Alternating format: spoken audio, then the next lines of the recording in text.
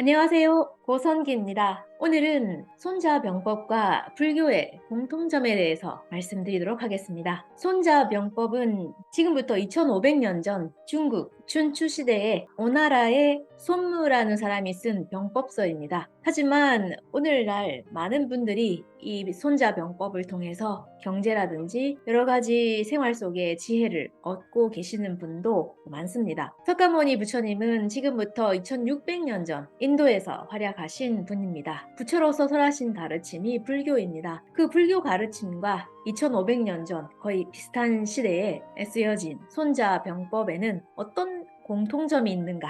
오늘은 이 점에 대해서 말씀드리도록 하겠습니다. 손자병법의 많은 병법 중에서도 오늘은 특히 이 점에 대해서 말씀드리겠습니다. 교만한 사람이 패배하는 이유, 만심이라고 합니다. 보통 자만심이라고 하는 것을 불교에서는 만 아니면 만심이라고 합니다. 만이라고 하는 것은 나보다 못하다고 생각하는 사람을 낮잡아 보는 것을 만심이라고 합니다. 이 만심은 6대 번뇌 중에 하나입니다. 우리 사람들을 힘들고 괴롭게 하는 것이 번뇌입니다. 108번뇌 있습니다. 그 중에서도 우리를 가장 아주 힘들게 만드는 것이 삼독의 번뇌고, 삼독의 번뇌에다가 세 가지를 더한 것이 6대 번뇌입니다. 그 중에 하나가 이 바로 만이라는 번뇌입니다. 교만하다든지 오만하다든지 만이라고 하는 것은 같은 마음입니다. 좀 더 자세하게 이 만에 대해서 알고 싶으신 분은 7가지 만에 대해서 설명한 동영상이 있습니다.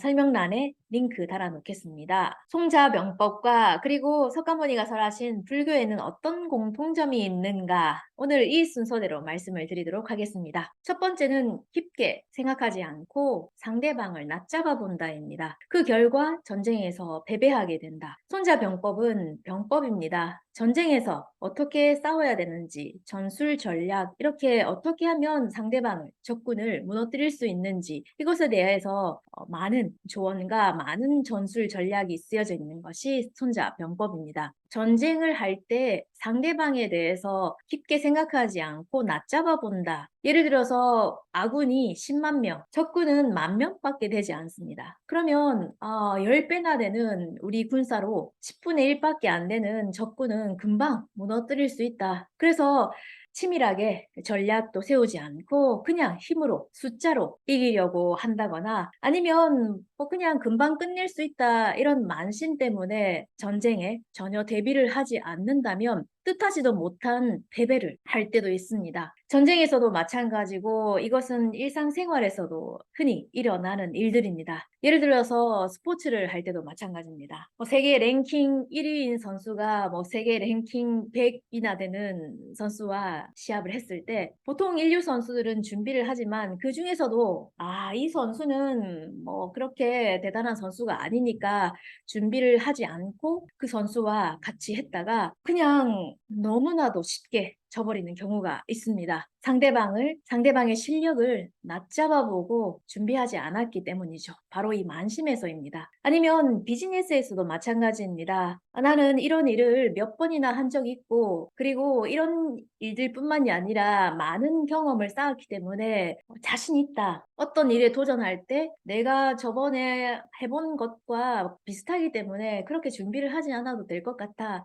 이런 마인드로 임했을 때 어떤 결과가 나올까요? 보통의 경우는 자기가 원하지 않은 결과로 끝날 때가 많습니다. 준비를 하고 철저하게 대책을 세우면 성공할 수 있었던 일을 자만심 때문에 그르치게 될 경우도 많습니다. 예를 들어 운전을 할 때도 마찬가지입니다. 처음에 운전면허를 따서 운전할 때는 너무 긴장이 됩니다. 그래서 고속도로 같은 데 타면 막 핸들을 꽉 붙잡고 옆도 볼 수가 없을 정도로 긴장을 하면서 운전을 합니다. 하지만 이게 운전이 어느 정도 자기가 잘 할 수 있게 되었다고 생각되면 그때부터 스마트폰을 본다거나 아니면 주위 경치를 보면서 아니면 한쪽 손으로 핸들을 잡고 운전을 합니다. 게다가 졸음이 오기까지도 합니다. 어떤 분은 반쯤 자면서 운전한다고 하시는 분도 계실 정도입니다. 그럴 경우에 아주 큰 사고가 날 경우가 많죠. 그리고 일을 처리할 때 체크리스트를 쓰면서 하나씩 하나씩 확인을 하면서 처음에는 일을 합니다. 하지만 그 똑같은 일을 몇십 번 아니면 몇백 번 하게 되면 확인 안 해도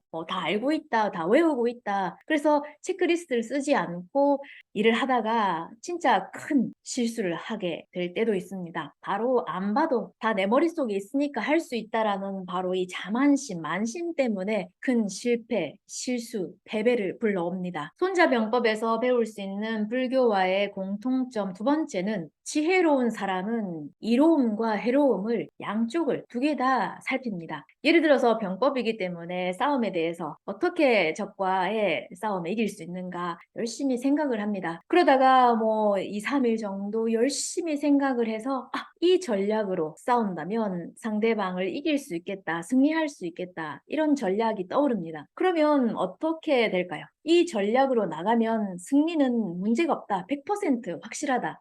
이렇게 생각해 버립니다. 하지만 승리를 100% 장담할 수는 없습니다. 어떻게 하면 패배하지 않느냐가 문제지 승리는 100% 예측할 수 없고 볼 수 없다고 병법에도 나와 있습니다. 하지만 이 작전으로, 이 전법으로, 전략으로 하면 승리할 수 있다라고 생각해 버리면 그 이상 생각하려 하지 않습니다. 그리고 주위 사람들이 어떤 의견을 낸다고 하더라도 그걸 들으려고 하지 않습니다. 내가 짠 이 전략이 확실하다, 틀림이 없다라고 생각하기 때문에 그런 의견들을 받아들일 수가 없죠. 하지만 정말 지혜로운 사람은 내가 생각한 이 좋은 작전에도 반드시 허술한 점이, 약점이 있다. 그리고 이 약점을 보완하기 위해서는 어떤 또 전략을 세워야 되는가 한 번 더 깊게 생각해 봅니다. 그럼 또 더 새로운, 더 좋은 작전을, 전략을 생각해낼 수가 있습니다. 하지만 그 전략도 완벽하진 않죠. 그래서 더 생각해내면 어떤 약점, 어떤 허술한 점을 보완해서 더 좋은, 방금 전보다 더 승률이 높은 그런 전략을, 전술을 생각해낼 수가 있습니다. 이렇게 몇 번을 하다 보면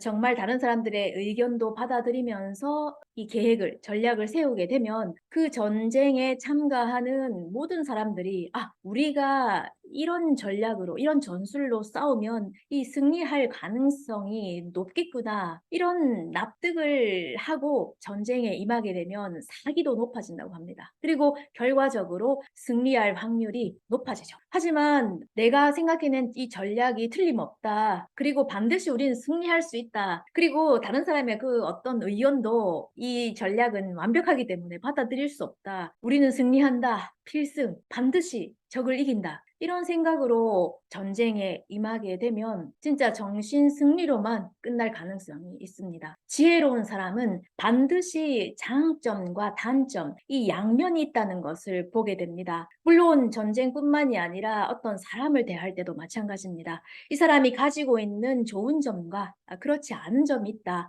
그리고 이 사람이 가지고 있는 좋은 점을 더 발전시키기 위해서 어떻게 해야 되고, 이 사람이 가지고 있는 약점, 취약한 점을 보완하기 위해서는 어떻게 해야 되는가. 이 두 가지 양면을 다 가지고 있는 것이 사람이기도 하고 아니면 전략이기도 하고 어떤 상품이기도 하고, 모든 것에는 이 장점과 단점, 이로운 점과 해로운 점이 있다는 것을 지혜로운 사람은 잘 알고 있습니다. 하지만 그렇지 않은 사람은 자기가 생각한 것이 완벽하다, 이것 외에는 없다라고 생각해서 더 이상 생각을 하려고 하지 않고 발전이 없죠. 내가 한 생각이 옳다, 이것 이상의 생각은 없다, 이렇게 만심에 빠져버리게 되면 승리할 수가 없습니다. 결국 전쟁에서 패배하는 결과가 옵니다. 그럼 불교와의 공통점은 어디에 있는가? 유정천이란 말이 불교에 있습니다. 애니메이션 유정천 가족이란 것이 있지만 너구리 가족이라고 하나요? 그 유정천 같은 한자입니다. 이 유정천은 천상계를 말합니다. 불교에서는 우리가 지금 살고 있는 이 인간계 외에도 5가지 세계가 있다. 그리고 합쳐서 6개, 6도, 6가지 세계가 있다고 말씀하십니다.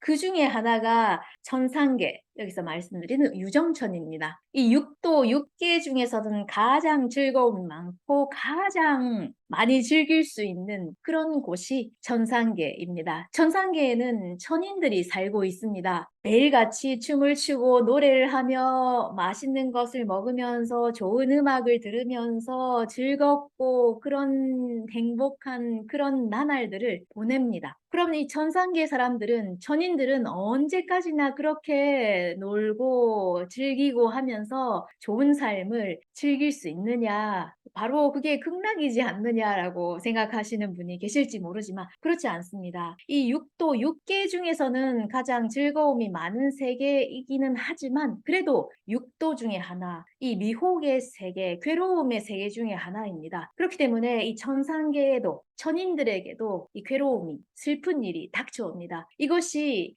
천인들의 5가지의 쇠퇴해져 가는 것들이 있습니다. 쇠해져 간다는 것이라고 말할 수가 있죠. 첫 번째는 천인들의 머리에는 아주 아름다운 장식이 있습니다. 꽃으로 만든 머리 장식을 달고 있죠. 이게 처음에는 아름답지만 점점 나이가 들어가면서 이게 시들기 시작합니다. 그리고 점점 볼품 없어지죠. 그리고 두 번째는 천상계 사람들이 입고 있는 옷, 이 옷도 점점 더러워져 갑니다. 선녀들이 입고 있는 옷을 상상해 보시면 좋을 것 같습니다. 이렇게 하늘하늘거리면서 아름다운 색깔, 그리고 깨끗하고 밝게 빛나는 그런 옷이 점점 나이가 들어가면서 더러워지고 구겨지고 그리고 볼품 없어지는 거. 얼마나 충격이겠습니까? 천상계의 사람들이 겪어야 되는 세 번째는 겨드랑이에서 냄새가 나기 시작합니다. 사람들도 나이가 들면은 젊었을 때는 그렇지 않았는데 점점 자기 몸에서 냄새가 나고 그 냄새를 자기가 느낄 때도 있고 다른 주위의 사람들이 느낄 때도 있습니다. 이 천상계의 사람들도 점점 나이가 들어가고 쇠해져 감으로써 겨드랑이에서 냄새가 나기 시작하죠. 네 번째는 눈이 가물가물해진다입니다. 노안이라고 하나요? 젊었을 때는 진짜 잘 보였던 작은 글씨도 점점 안경이 없으면 읽을 수도 없게 되지만 천인들도, 이 천상계의 사람들도 마찬가지로 나이가 들면 들수록 눈이 가물가물해져서 잘 보이지가 않습니다. 그리고 5번째는 이 천상계의 사람들도 진짜 자기 집에 가는 것이 너무 싫어진다. 집에 돌아가고 싶지가 않다. 이처럼 천상계의 사람들도 이 5가지 것들이 나이가 점점 들므로써 쇠해져 갑니다. 젊었을 때 즐겁게 춤추고 노래하고 즐겼던 그런 시간들이 있으면 있을수록 점점 더 변해가는 자신의 모습을 보기란 참 힘들 겁니다. 우리도 마찬가지 아닐까요? 젊었을 때 진짜 아름다웠던 여인은 나이가 들므로써 변해가는 자신의 모습을 받아들이기가 어렵습니다. 세계 3대 미인 중에 한 명이 이렇게 말했습니다. 내 얼굴은 그대로인 채로 나이가 들고 싶다. 그리고 내 목숨에는 한계가 있기 때문에 언젠가는 죽어야 하지만 그 죽는 그날까지 내 얼굴은 20대 그대로 가져가고 싶다라고 말한 사람이 있습니다. 변해가는 자신의 모습을 봤을 때 충격이 컸는가를 알 수가 있습니다. 이쁘면 이쁠수록, 아름다우면 아름다울수록 변해가는 그 충격은 큽니다. 그렇지 않은 사람은 그렇게 충격받을 일이 없지만 아름다운 사람은 충격이 큰 것 같습니다. 그리고 체력이 좋은 사람도 마찬가지입니다. 젊었을 때는 진짜 체력이 좋았는데 나이가 들므로써 체력이 딸릴 때 예전 같지가 않다고 느낄 때 어떨까요? 아니면 젊었을 때는 진짜 머리가 좋았습니다. 한 번 들으면 다 기억을 했다. 그런데 요즘은 몇 번 들은 얘기도 딱 한 번에 잊어버릴 수가 있다라고 웃으면서 말씀하시는 분이 계셨지만 진짜 웃을 수 없는 얘기입니다. 점심 때 내가 뭐 먹었을까라는 것도 잊어버릴 정도로 예전에는 진짜 머리가 비상했는데 지금은 전혀 아니다. 예전에 머리가 좋았던 사람일수록 변해가는, 변한 자신의 지금 모습은 참 받아들이기가 어렵고 힘든 것 같습니다. 석가께서는 이 3계는 우리가 살고 있는 세계를 3계라고 합니다. 화택과 같다. 화택이라고 하는 것은 불이 붙은 집입니다. 자기 집 지붕에 불이 붙으면 마음이 어떨까요? 불안합니다. 고통스럽습니다. 전혀 안심할 수가 없습니다. 3계는 화택과도 같고 항상 불안하다라고 석가는 말씀하셨습니다.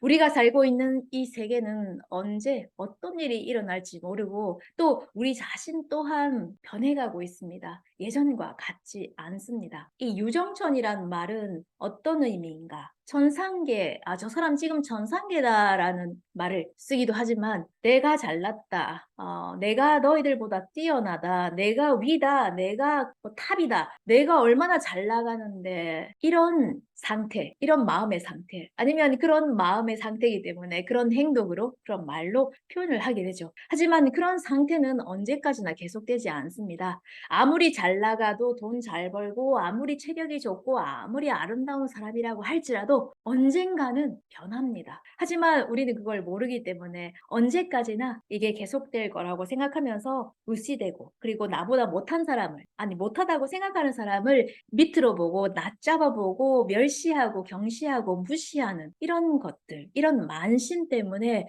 우리는 참 불행해집니다. 내 자신도 그리고 내 주위의 사람들도 불행하게 만드는 경우가 많은 것 같습니다. 오늘은 석가모니 부처님의 불교 가르침과 손자병법에는 어떤 공통점이 있는가에 대해서 말씀을 드렸습니다. 2500년 전에 쓰여진 책이라고는 도저히 믿을 수 없을 정도로 진짜 합리적으로, 그리고 많은 가르침을, 배움을 주는 손자병법입니다. 손자병법에도 이 만심, 자만심이, 오만함이 전쟁에서 패배를 부른다. 그리고 석가께서도 자만심, 만심이 자기 자신을 불행하게 한다, 불행을 불러온다라고 이 자만심에 대해서 말씀을 하셨습니다. 자만심은 남들이 나를 봤을 때 참 잘 보입니다. 하지만 내 자신은 내 자신의 자만심이 잘 보이지 않습니다. 자만심이 전쟁에서는 패배를 불러오고 그리고 인생에서는 불행을 불러온다. 이렇게 석가모니와 손자병법의 공통점에 대해서 오늘 말씀드렸습니다. 이런 여러 가지 내용으로 불교 가르침을 전하고 있는 채널입니다. 관심 있게 보셨다면 구독과 좋아요 부탁드립니다. 끝까지 시청해 주셔서 감사합니다.